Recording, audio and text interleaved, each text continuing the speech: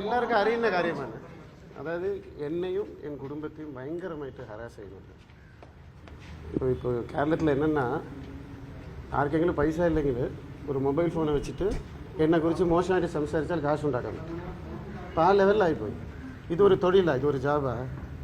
ஒரு செலிப்ரிட்டியை ஒரு பேர் எடுத்துகிட்டு ரொம்ப டிஸ்டர்பிங் ஆகல. என் ஒய்ஃபை வந்து கோகிலாவை எடி வாடினொக்க விழிக்கணும்.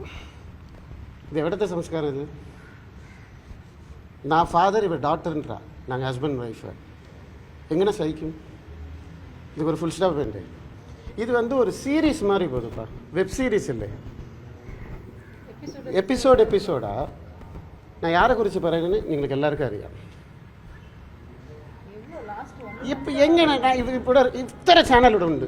மனசு நொந்து போய் மனசு வேதனையில் ஒரு ചോദ്യം ചോദിക്കട്ടെ. நான் ரேப் செய்யினாலா? ஒரு ஸ்திரீயை ரேப் செய்யினாலா? 1.5 வருஷம் 2 வருஷம் ரேப் ചെയ്ത് കൊണ്ടേ ഇരിക്കും ഒരു സ്ത്രീയെ.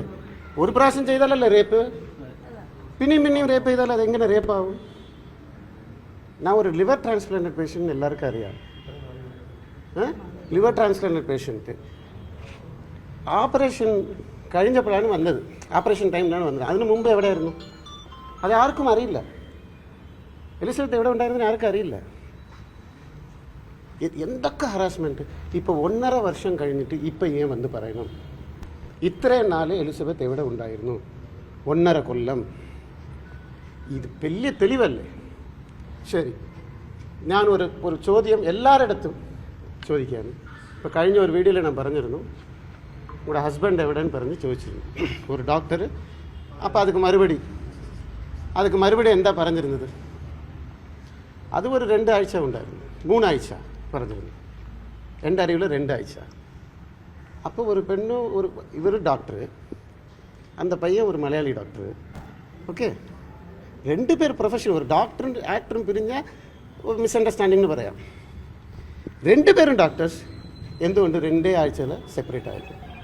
അപ്പോൾ ഒരു ചോദ്യം വരുന്നില്ല, ജസ്റ്റിസ് ഫോർ എലിസബത്തിൻ്റെ ജസ്റ്റിസ് ഫോർ മെയിൽ ഡോക്ടർ ഞാൻ சொன்னால் എത്ര പേര് അംഗീകരിക്കും? അയാളുടെ ജീവിതം എന്തായെന്ന് അറിയാമോ നിങ്ങൾക്ക്? അറിയാമോ?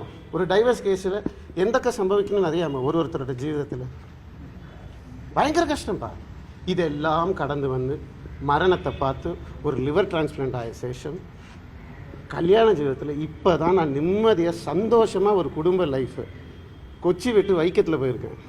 இந்த டைமில் நான் என்னென்ன பண்ணிட்டேன்னா ரேப் பண்ணிட்டேன். என்னோடய சேரிட்டி ஒர்க்கு சத்தியமாக சொல்கிறேன், இந்த மாதம் 21ஆம் தேதி ஒரு பெண் குழந்தைக்கு ஹார்ட் ஆப்ரேஷன் கோட்டயம் காலேஜில் நான் என் செலவில் பண்ணியிருக்கேன். இல்லைன்னு പറയാൻ പറ്റുമോ? இல்லைன்னு പറയുന്ന ஒருத்தன் போய் அவரை ചോദിക്കും. இல்லைனா வந்து சம்சயம் உണ്ടെങ്കിൽ என் வீட்டுக்கு வா, வைக்கத்தில் நான் பில்லு காட்டுறேன். என் சொந்த காசில் நான் கொடுத்துருக்கேன். இப்போ இதென்ன ஃப்ராட் தரமா? சேரிட்டி ஃப்ராடா? நான் இப்போ குழல் பண்ண அடிக்கிறேன்னா? இதெல்லாம் பச்சை போய் எத்தனை அலிகேஷன்ஸ். മരിച്ചു പോയ അച്ഛനെ കണ്ടിട്ട് പോലും ഇല്ല. മരിച്ചു പോയ അച്ഛനെ കണ്ടിട്ടില്ല. എൻ്റെ അച്ഛൻ പറഞ്ഞു കൊടുത്ത് ആരെ വേണാൽ കൊല്ലാം, ബാങ്കിൽ പൈസ ഇരുന്നാൽ മതി എൻ്റെ അച്ഛൻ പറഞ്ഞു കൊടുത്തു. ആരെങ്കിലും പറയും, നീ സംസാരിക്കും. லாஸ்ட் ஒரு 2 வீக்ஸ் 1 மந்த்தா கிட்ட டெய்லி வீடியோஸ் அதை எடுத்துட்டு யூடியூபர்ஸ் எல்லாம் தேவையில்லாதது அசிங்கமா எடி வாடி என்னது மரியாதை இல்லாம ஒருத்தரும் ஃபேக் அக்கௌண்ட்ல இருந்து நிறைய பேர் இப்பெல்லாம் எல்லாம் ஸ்டார்ட் பண்ணி இல்ல ஃபேக் அக்கௌண்ட் இல்ல. ഞാൻ എല്ലാവരും ചെന്നൈയിൽ ഇരുന്ന ഒരു കാര്യം പറഞ്ഞിരുന്നു. ഞാൻ ചെന്നൈയിൽ ഇരുന്ന ഒരു കാര്യം പറഞ്ഞിരുന്നു. അതിപ്പോ സത്യമായില്ലേ? ഞാൻ എന്താ പറഞ്ഞത്? ഇത് ഒരു മാസീവ് അറ്റാക്ക്, ഒരാളല്ല, എല്ലാവരും കൂടിയിട്ടാണ് ചെയ്യുന്നത്. ഇതൊരു ക്യാപ്റ്റൻ ഉണ്ട്, 4-5 പേരാ ചെയ്യുന്നത്. പിന്നെ നിങ്ങൾ തന്നെ വീഡിയോ കണ്ടല്ലേ, 2 യൂട്യൂബേഴ്സ് തൃശ്ശൂർ பேச முடியாத കൈ കൊടുത്തതൊക്കെ കണ്ടായിരുന്നോ നിങ്ങൾ? இதெல்லாம் எப்படி இது കണ്ടായിരുന്നോ? ഏത് വീഡിയോ മനസ്സിലാവുന്നുണ്ടോ? പേരെടുത്ത് പറയണോ? പരാതി കൊടുത്തിருக்கேன், അതുകൊണ്ട് ഇപ്പൊ പേര് യൂസ് ചെയ്യാൻ പറ്റില്ല. നീ பேசு. அதுதான் சொல்லிருக்கேன். எல்லாம் வந்து